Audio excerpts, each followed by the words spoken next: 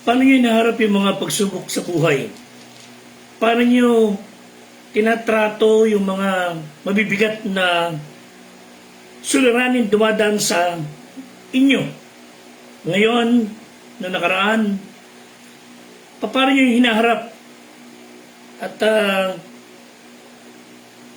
dealing with tough times?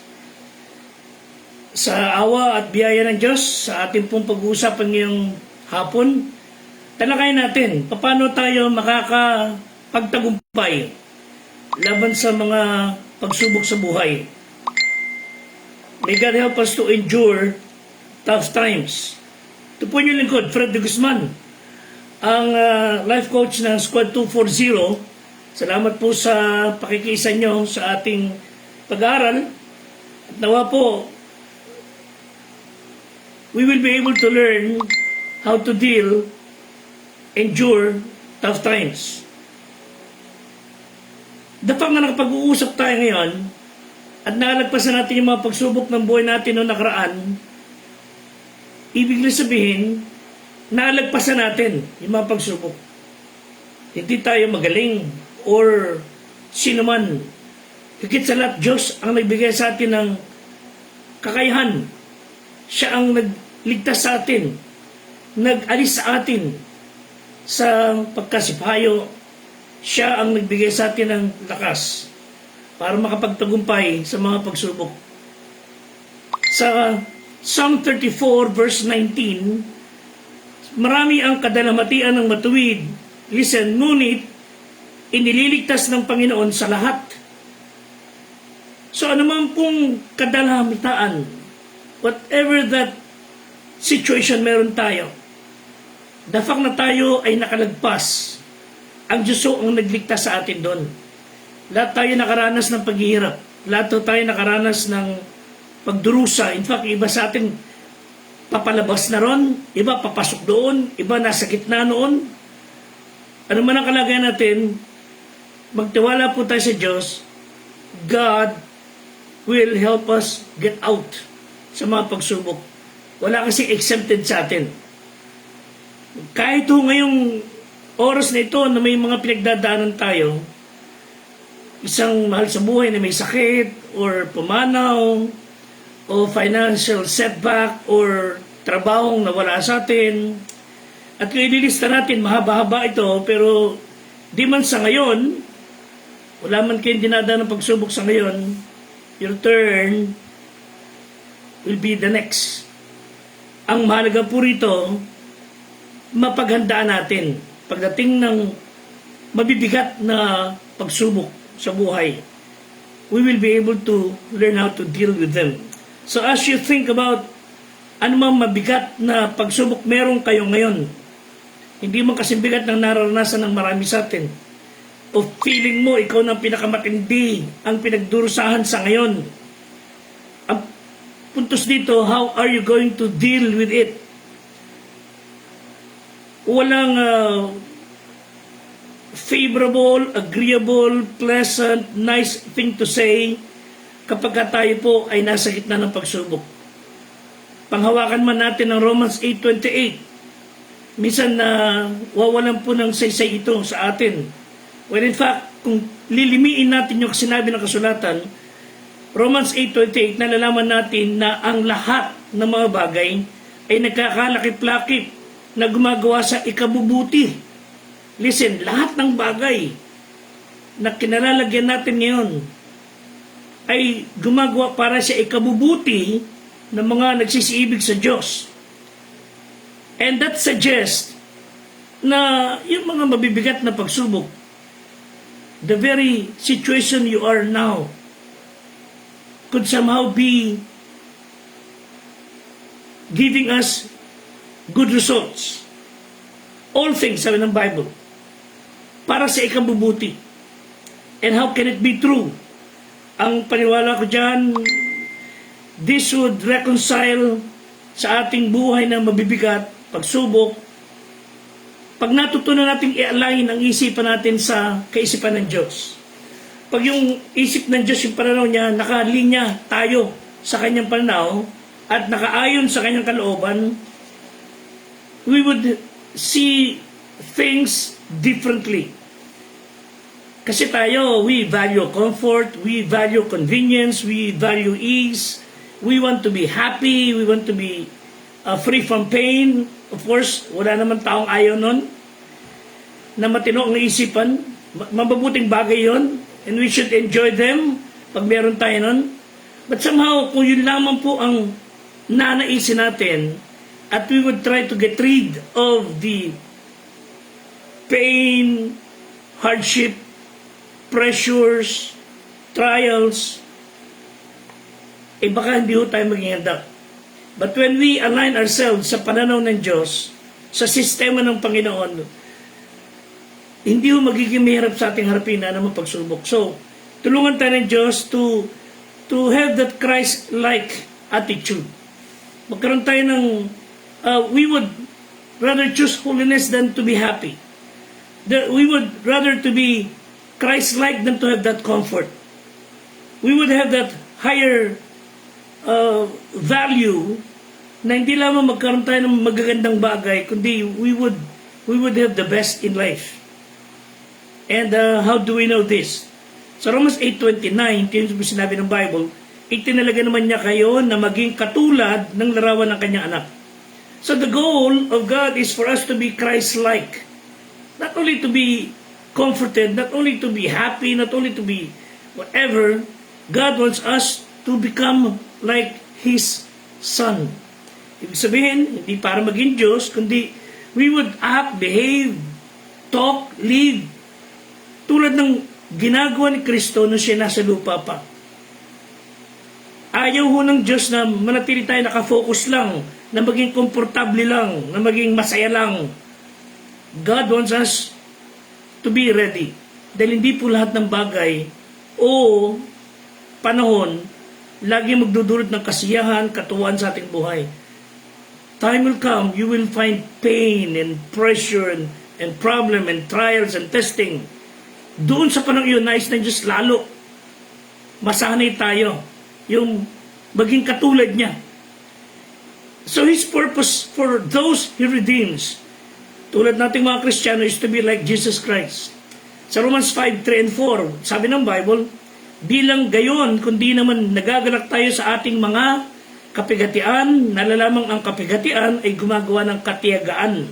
Ang katiyagaan, gumagawa ng pagpapatunay, at ang pagpapatunay, gumagawa ng pag-asa. God wants us to be people of character. Nais na Diyos na tayo magkaroon ng mahabaging puso, self-control, mababa kalooban. Ephesians 1:4, ayon sa pagkapili niya sa atin, bago pa itatag ang sanlibutan upang tayo maging mga banal at mga walang dungis sa harapan niya.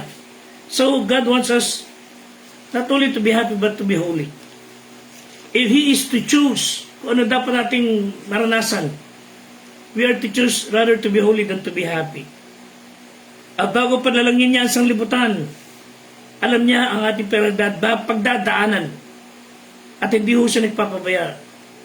Does all this mean God doesn't like us to live smoothly and comfortably? Hindi ho. Kung merong pinakanais ang Diyos na madama nating kabutihan, magandang pag-asa, magandang buhay, ito na ho. Pero since ang mundo ito isinumpa dahil sa kasalanan, sumuway ang tao sa Diyos, so the system of the world turned the back on God. Tayong mga Kristiyano talagang damay-damay na rito. So God would like us to endure tough times. So it's just that because His value is different from us, hinahayaan niyo munang mangyari yung mga bagay na natural, naiiral dahil sa sanglibutang magulo. Ngunit kung ang ating value system is in cadence, align sa kalooban ng Diyos, we would face difficulties with proper response. And it boils down to our response. Sabi ni isa, the longer I live, the more I am convinced that life is 10% of what happens to you and 90% of how we respond to it. So kapag hindi ka masaya, hindi ka convenient, hindi ka komportable, things are getting worse, and things are getting bad, we must respond correctly and cooperate sa Panginoong Diyos. Paano po natin magagawa yan? Of course, by His grace, we could look beyond tough times by remembering that God is working in and through everything. Ibig sabihin, sa dinadaan natin pagsubok, hindi po kayo pinababayaan ng Diyos. That He is in the midst of it all. Na He has a higher good in mind. Hindi siya nagpapabaya, hindi siya nang iiwan. Tanggapin natin yung kinasasadlakan natin ito and try to work things out by His wisdom and care dahil hindi ho nagpapabaya ang Diyos. Mahal niya tayo. He would not allow His children na mantiling, nagdurusa. Tiyakan lang natin na maniwala tayo at pagtiwalaan na His ways are different from us. Ang sabi ni isa, the path to peace amid hard times is to resign rather than resist. Hindi ibig sabihin na wala ka nang gagawin. Ibig sabihin nito, pagkatiwala natin sa Diyos, stop doing silly things. Na you thought you can resolve all things. Kundi, Panginoon, ipinagkakatiwala ko po sa ito. Huwag tayong tumulad sa asawa ni Job, chapter 1, verse 21. At chapter 2, verse 10, wika ni Job, hubad ako lumabas sa bahay bata na aking ina. Hubad na ako'y babalik roon. Ang Panginoon ang nagbigay, ang Panginoon nag-alis. Purihin ang pangalan ng Panginoon. Pero sabi niya sa kanyang asawa, ngunit sinabi niya sa kanya, ikaw yung nagsasalita na gaya ng pagsasalita ng hangal na babae. Ano, tatanggap lang ba tayo ng mabuti sa kami ng Diyos? At di tatanggap ng masama? Sa lahat ng ito, hindi nagkasala si Job. So, ibig sabihin ni Job, puro lang ba mabuting bagay ang tatanggapin natin sa Diyos? Tapos pagkabagay na hindi ayon sa ating kalooban, ayaw natin. Hindi po ganun ang patakaran ng Diyos. And when I say resign rather than resist, ibig sabihin, you are not giving up. Kundi, in facing adversity, sasabihin natin, Panginoon, just like sa Matthew 26:39, Ama, if it's possible, let this cup pass from me, but not my will, but your will be done. That is how you submit to Him, Lord, not my will, but your will be done. Not through my own strength, not my wisdom, but your wisdom, your strength. So hingin natin sa Diyos araw-araw na may kapakumbabaan, biyaya, kapangyarihan, lakas, katiyagaan, ang umiral sa atin para hindi tayo madaig ng anumang pagsubok. In the first place, wala ka nang magagawa. Kulang ang magagawa natin. Sabi naman ng Diyos sa 2 Corinthians 12, my grace is sufficient. Sapat ang biyaya ko sa iyo. So with the right response, our tough times can be turned into good times. So how do we get through tough times? Para tayo makatatakas, makalalabas, or mananatiling kalmante through tough times. One, read God's Word. Basahin niyo ang Biblia. Itong salita ng Diyos, hindi dapat mawawala sa atin. Gabayan tayo ng Diyos, bigyan tayo ng talata, mga babasahin. Para pag binabasa natin to, nangungusap ang Diyos sa atin, giving us instruction. Psalm 119 verse 92, ang kautosan mo'y naging aking kaaliwan, namatay nga sana ako sa aking kadalamitaan. So, kundi sa iyong salita, sinasabi ng sumulat, patay na sana ako. Sa totoo lang ho, miskin di tayo nagbabasa ng Bible, buhay ka ngayon. If you could remember, years back, few weeks ago, nasa mabigat kang suliranin. And yet, ngayon, nakatatayo ka. Di ba niyo naisip na Diyos tumulong sa atin? But reading the Bible will give us more wisdom. Pangalawa, receive trials as character builders. Na anumang pagsubok meron tayo, patitibayin tayo. Yung trials ay tinulad sa apoy na nagbibigay ng ningning sa ginto.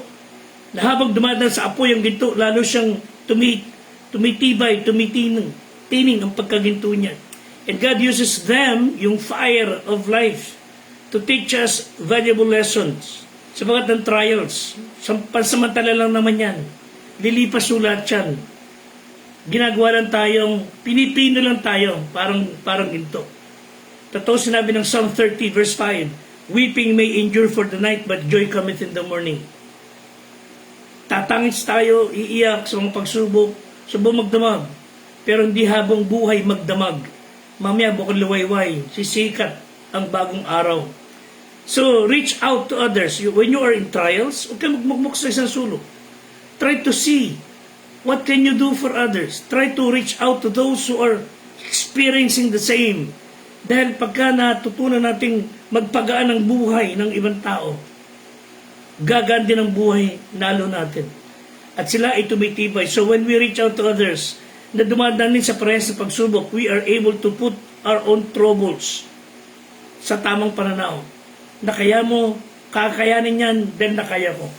Kaya mo, malalagpasan yan, then nalagpasan ko. Nakapagpapatibay.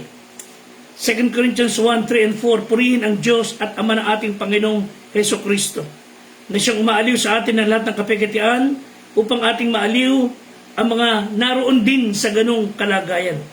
So ang hamon sa atin mga kapatid is perhaps the most difficult thing to do in life is to give thanks sa Diyos, lalo sa panahon ng pagsubok. Ephesians 5:20, we are to give thanks always for all things sa Diyos, sa Ama ng ating Panginoong Kristo. So here are the things na ang mga bagay na pinagdadaanan natin may do to you for us to endure. Tanda natin, tough times may bring a correcting ministry. Baka tayo kaya dumadaan sa mga pagsubok para lalong iayos ang ating gawain. Hebrews 12:6, sapagat pinururusahan ng Panginoon ang kanyang iniibig, hinahampas ang bawat tinatanggap na anak. Perhaps we are being corrected by God. Sabi natin, Lord, kung kailangan mo i-correct ako, ituwid mo ako. Hebrews 12:11, lahat ng parusa sa ngayon ay tila man din hindi ikaliligaya. Sino man natutuwa na habang pinurusahan ni nakangiti? Talaga hindi ho ikaniligaya, kundi ikinalulungkot. But listen, Hebrews 12:11, gayon may pagkatapos namumunga ng bungang mapayapa ng katwiran sa mga nagsipagsanay sa pamamagitan nito. Allow God to chastise us. Allow God to chasten us. Allow God to prune us. Masakit man yan, pero alam na Diyos ang gagawin sa kanya anak. Pagkatapos niyan, sabi ng Bible, namumunga ng bungang payapa. That's why when you see somebody na Kristiyano duman sa matinding pagsubok, nalagpasan yan, mas mababa kalooban niya, mas matibay siya. Tough times may bring a deepening dependency. Kumbaga, pinapayagan tayo ng Diyos duman sa ng pagsubok to bring us more closer to Him, so that we might depend more on Him, hindi sa ating sariling lakas. Si Paul, 2 Corinthians 12:8 and 9, meron siyang tinik sa laman. Wika niya tungkol dito'y makaitlo akong nanalangin sa Panginoon upang ilayo sa akin, at siya'y nagsabi sa akin, ang aking biyaya ay sapat sa iyo, sapagkat ang aking kapangyarihan ay nagiging sakdal sa kahinaan. The more we realize our weaknesses, the more we are perfected by the trials. If your trouble causes you to depend more on God, your strength will be more perfect. Pangatlong bagay, trouble may bring a confirming testimony. Pagka ikay mayroong pagsubok bilang Kristiyano, ano man ang kalagayan mo, tulad ni Paul, alam niya yung ibig sabihin ng kalungkutan, alam niya yung ibig sabihin ng pagdurusa, alam niya yung ibig sabihin ng muntik mamatay o nalagay sa bingit ng kamatayan. Sabi niya na siyang umaaliw sa atin sa lahat ng kapigatian upang ating maaliw yung mga dumadaan sa gawing pagsubok. So if you do not welcome tribulation, hindi nyo kakailanganin ng comfort. But God will give you the gracious comfort during the time of tribulation ng buhay. Pang-apat, tough times may bring an increasing maturity. Welcome nyo ang mga mabibigat na pagsubok. Hindi nyo mapipigil yan. Bigyan lang tayo ng Diyos ng biyaya na maging matatag. It will increase maturity. Ang Panginoong Diyos, isinugo kanyang anak, walang pagkakasala, walang bahid dungis, and yet He suffered para sa atin. James 1:4, at inyong pabayaan na ang pagtitiis magkaroon ng sakdal na gawa upang kayo maging sakdal at ganap na walang anuman. The word perfect here does not mean sinless. It means matured. Mag-mature tayo. Yung salitang pagtitiis means endurance. So, you're going to be mature until you learn patience. And the only way that you can learn patience is to have something to endure. Kailangan kayo may pagdaan ng pagtitiis, pagdaan ng pagsubok, para matutunan natin ang pagtitiis. And when we learn patience, you will mature. So do not sharpen an axe using a margarine. Hindi po tatalas ang palakol o ang kutsilyo, hindi tatalas ang tabak ng gamit mo ay utol ng margarina. Hindi ho. Para tumalas yan, kailangan niya ng bato. O tulad din yung bakal. Tough times may bring excellent glory. 1 Peter 4:12. Huwag kayong magtaka tungkol sa mamahigpit na pagsubok sa inyo na dumarating sa inyo upang kayo subukin. Nawaring ang nangyayari sa inyo di karaniwan, kundi kayo magalak sapagkat kayo may karamay sa hirap ni Kristo upang sa pagkahayag ng kanyang kaluwalhatian naman, magalak kayo na malabis na galak. Kung kayo'y mapintasan dahil sa pangalan ni Kristo, mapalad kayo. You are being persecuted by living right. Hindi kayo napipintasan dahil sa mali nating buhay. Kundi, when you live right, mapipintasan talaga tayo. Sapagat ang Espiritu ng kaluwalhatian, ang Espiritu ng Diyos ay nagpapahingalay sa inyo. So, when you live according to God's Word, maganda patotoonin nyo, they will never give you crown. But they would crucify you. When you live according to God's Word, they would not recognize you. They will ridicule you. Ang Diyos lang ang nakaalam kung kailan kayo pararangalan. Pero yung lahat ng bagay niyan, kayo ay karamay sa hirap ni Kristo. In fact, hindi naman tayo tinawag lang para sa kaligtasan lang, kundi tinawag din tayo magdusong kasama niya. So when you are passing through fiery trial, that brings the Holy Spirit glory. So if your trouble causes you to know God's glory, may di salamat sa Panginoon. And finally, tough times will bring eternal victory. Sa Romans 8:18, sapagkat napatunayan ko na ang pagtitiis sa panahon ito'y hindi karapat-dapat maitumbas sa kaluwalhatiang mahayag sa atin. Ika nga all the trials, all the testings, bring it on. Huwag niyong takasan, hindi niyo nga siya maiiwasan. So hayaan niyo na, welcome niyo na. Hayaan niyo na dumating. Yan naman walang kakwenta-kwenta. Kung ikukumpara, for the glory that shall be revealed to us, Romans 8:18. So what a day that will be when He turns our tears into pearl. At pag naunawaan talaga natin na ang Diyos sa gitna ng ating suliranin, hindi tayo pinababayaan. Wala kayong dapat gawin kundi magpasalamat sa Panginoon. At kung nalagpasan niyo yung pagsubok noong nakaraan, yung kinalalagyan yung pagsubok ngayon, malalagpasan din ninyo. Mas mabigat mo na kinalalagyan nyo ngayon, ibig sabihin, mas magmamature pa tayo lalo. So, help us, God help us to endure tough times so that we will be able to help others to endure as well. Sabi ng isang tao, when the going gets tough, only the tough gets the going. So tulungan tayo ng Diyos na maging matibay, maging matatag. Sa anong pagsubok meron tayo. May God bless us. And may God give us peace. Patuloy pa na ipag-pray ang Squad 240 sa pangunguna ni Patrolman Tyrone Espinosa, Patrolman Reginald de la Cruz, Patrolman Francis Lloyd Legardo, Police Corporal Jodrick Benedictus, Police Staff Sergeant Adeo Burgess, Police Master Sergeant Fernando Datig, Police Master Sergeant Rudolph Sasa Ramos, Police Master Sergeant Ryan Garcia, Police Senior Master Sergeant Will Ray Guillermo, at si Police Executive Master Sergeant Sir Joseph Aquino, aming squad leader. May God bless you and stay safe. Until next time, maraming salamat po.